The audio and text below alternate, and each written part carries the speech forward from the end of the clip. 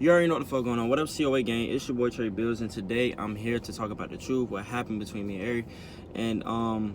And first off, before I start this video, I want to apologize to all my supporters for me being away for so long, but I just had a lot of things going on that I had to clear my mind with. So I want to say that to start this video off, but this video is really for Airi. Basically, Airi, I've been trying to call you. I've tried to contact you several times. I came home, you wasn't there. I even saw you at the sneaker games, and yeah, like you didn't see me. So basically, it's just I'm stuck in between trying to figure out what's going on. How do I fix this whole situation between me and you?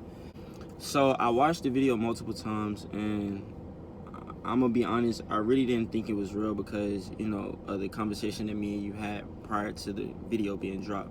When the videos were dropped, the first video that kind of like affected me at a sense was the first video when you said that you were single, and I came to you and we talked about it, and you acted like you didn't really care about it at a sense. So I was just at a stage to where I was trying to figure out, okay, should I just give her space, or should I just give you just bag up a little bit? So that's where I was at mentally. And I was just in my mind, I'm thinking like, okay, so she's saying I'm single, so when you single, you do single things, and you don't have anybody to really answer to. So that's where I was at in my mind. And then it kind of like when the statement was made to me, it was just like, what should I do next? Like, should I do this? And just basically I was just trying to figure out what was my next movement. And based off the statement that you made, it put me in that position. So basically, after the conversation that we had, when you was like, you're single, I just decided to bag off a little bit and not focus on the personal, but focus on the business part. And the business part was the Banana Crew situation that we had going on. And so, like, also with that being said, the conversation that we had before I left to Miami, you made it seem like you just didn't care. So I was like, okay, cool, like I forget it then. I'm just gonna go to Miami and do my own thing and clear my mind, because it was just so much weighing on me at the time. And when we had the conversation, back to the conversation, it was just a lot of things that I picked up on out of that conversation, and it put me in the positions where I was like, okay, since you were saying that you weren't crushing on anybody and that you were single, at first I was going to go home and just to be with my family and hopefully get a little stress off that way. But at the time, Chris also wanted me to go to Miami too, so I was just like, you know what, maybe me and him should go and enjoy ourselves in Miami on the beach. It's like, so I can be able to release some things off my mental that way. So that's what I did, because I felt like you didn't care. So I was just like, it is what it is, I'm gonna just do this. But at first, my first goal was to go to Atlanta, but it took a turn once you mentioned that to me, and it was just like, I was just like, okay, forget it, I'm gonna leave. But after watching the video, I knew then it was clearly a misunderstanding between where we stood and what we talked about prior to the video being dropped. So after watching the video, I knew that it was a major misunderstanding, because I felt like, you put your guard up and you put a wall up, and it was just like no one can get over that wall once it was there. And before we had the conversations of, before I was decided to go to Miami and back home and stuff like that, we had discussions that it was just me and you, and we were going to not let anybody come in between that, because we were trying to build on a bond at that point. So it was just like, after that, I was just like, what's going on? And your guard went up, and it left me in a position to where I really did not know what to do at that point. And I don't know if it was because of prior situations that led up to that, but we always told each other, I won't let you go outside if you don't let me go outside. And I'm always the type to keep it 100, and I just feel like at the moment you weren't keeping it 100 with me when it came down to your feelings and your true emotions, because I just feel like all this could have been avoided if we was just being 100 with each other, like we said we were going to be before all this happened. But like, I just don't want you to forget that I'm the same dude that, you know, when a certain somebody, I'm not gonna say any names, but when they were questioning you and you felt like you couldn't answer, I was there to answer. When I take you home, I was the same dude that walked you to the door and not let you walk to the door by yourself, because I didn't want anything to come out of the bushes or anything like that on you. I was the same dude that, you know, cared for when you needed somebody to talk to and you felt like, you know, like nobody else in the house was listening to you. I was the same dude that wanted you to come and talk to me about any issues that you had and stuff like that. So like, it just baffled me that, you know, everything had took a turn and you put your guard up to a sense to where it was just like, you know, I'm doing the best I can to make sure that I'm showing you the utmost respect and stuff like that I can, and it's like it's going unnoticed in a sense. When you weren't at your best, I'm not gonna, you know, put too much of your business out, but when you weren't at your best and you reached out to me and you asked me to take you home and I took you with no hesitation, it just confuses me, because, you know, when I seen you having tears, I was lost, because I'm trying to figure out, like, if you felt safe enough to ask me, you know, out of all people that was there that night in the club or whatever, you reached out to me. You were safe enough to you felt safe enough to reach out to me. Why didn't you feel safe enough to come to me about how you were feeling, instead of putting it out in the public eye and, you know, showing your emotions that way, instead of coming to me and talking to me about it so we can work on something and fix the situation? And also, it was just like, you know, after seeing the whole thing, when you were saying to me like, oh, I'm single, I'm not crushing on anybody, putting it in videos and stuff like that, how do you think it made me feel? Like, you know how we had the whole phrase like, you don't want to go outside, I don't want to go outside. But at that moment, I felt like I was going outside, because even if you was feeling that way, like, I really feel like you should have came to me and told me that personally, instead of putting it out on social media, in which the world sees, you know what I'm saying, you saying or making this statement, and, you know, they looking at me like, oh, she's saying she's single, so now, like, is she really single? Like, what are you doing? Like, so it's like, you gotta put yourself in my shoes and try to see how I'm feeling about the whole situation, because just like you got feelings, I have feelings too. And Airi, like, it's like, you know,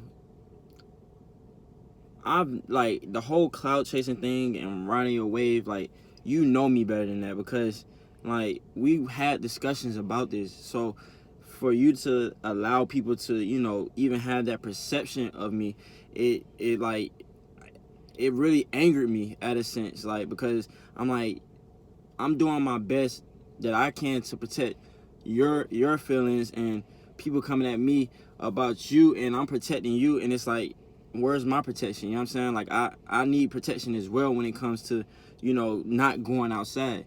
And I say this humbly as I can, but if the results and the facts don't lie, like, you can go on Google right now and search up my name, and, you know what I'm saying, the stats are there. Like, so at the end of the day, it's just, I just felt like, you know, it was no sense of, like, you know, I'm not gonna say everything, but some things was just going one way. Like, we all came together as one to grow and help each other grow.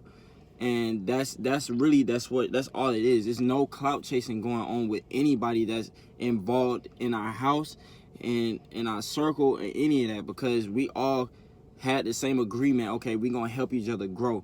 Like, and that's just where I'm at with it. So, like, let's just remember, like, you know, out of everything that was going on, you have to remember what you told me, like, what were the words that you told me, and the world, not just me, but me and the world, that you were single and you weren't looking for anybody. So with that being said to me, I took it upon myself to, you know, go clear my head and, you know, enjoy myself, me and Chris, in Miami. And that's what we did, and that's all it was. It wasn't nothing further than that. I really want to know what the crazy thing is. The crazy thing is, if you would have asked me or said, you know, Trey, I don't really feel comfortable with you, you know, going out there, like, I think that you should stay, I would have stayed. But that wasn't what you told me. You told me something completely different.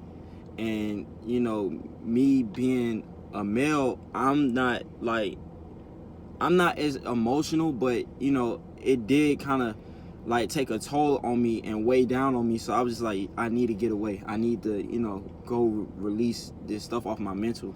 And that's what I did. And at the end of the day, like, you know, everyone's like opinions and conclusions and misconceptions or of what was going on between me and you ruined like what we had going on, because we allowed it to get in between us. And so it was just, you know, it was just all a misunderstanding. And I wish that we wouldn't have allowed people to get in between, because if we wouldn't be at this point, and we would be able to, you know, I believe that we would be further than what we are right now. It was never in my intent, or it was never a motive for me to see you cry or hurt you in any sort, fashion, or form. It was just, you know, a lot of misunderstanding going on. And without us talking, both of us went outside. Not just you, but I went outside as well, because, you know, we didn't have communication that we didn't have the communication that we needed to, you know, proceed on. And so like now feelings are, you know, everywhere, and emotions are everywhere. And just like you said, you're a thug, I'm a thug as well when it comes to my feelings and stuff like that. So I don't want to go outside, and you don't want to go outside, but we ended up both going outside. Like, and you have to remember, like, I never been this public with any female in any sort of relationship or my friendship, because I've always been so private in how I move. And it's like, you know, this is new for me, like it's new for you. So it's like at the same time, it's like we not, even though everything was going on and stuff like that, we never even made it official yet. So Airi, I thought that, you know, the last video I was gonna be complete with it, and I woke up this morning and I thought I didn't even touch all the topics or whatever that I felt like should be touched. So I was, you know, reading through some of the comments and stuff like that, and I seen that people referring to me as a liar and an F-boy. And you know me better than that. Like, you know that I'm none of that. I have kept it completely honest with you. Like, I haven't lied to you about anything concerning our feelings and emotions. So for that to be said, and it was no defending there, it was just like I felt like I was alone on my own. And you, like I said, you know how I am. Like, you know exactly how I felt about you, and you know how my emotions were directed towards you.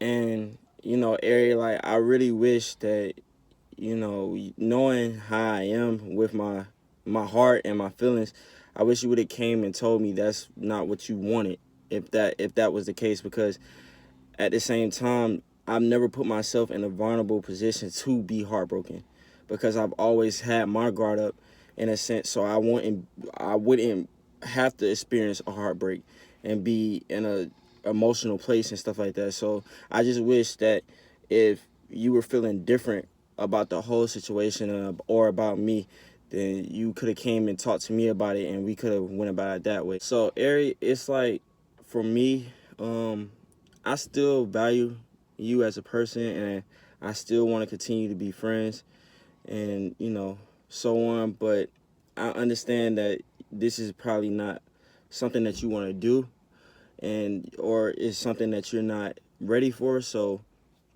I mean, I'll fall back from that, but at the same time, like, just know that, you know, my feelings were involved, and now that this happened, I have to put my guard back up, and I have to, you know, fall back from it. So with that being said, and me clearing the air for you, Airi, and our supporters, wherever you are, I hope that you're safe and sound or whatever, and I just hope that, you know, we can move past this, and, you know, I hope to see you home. Big money on me, nigga, I'ma run it up, cause I remember I was broken, I ain't have enough, now I'm fly.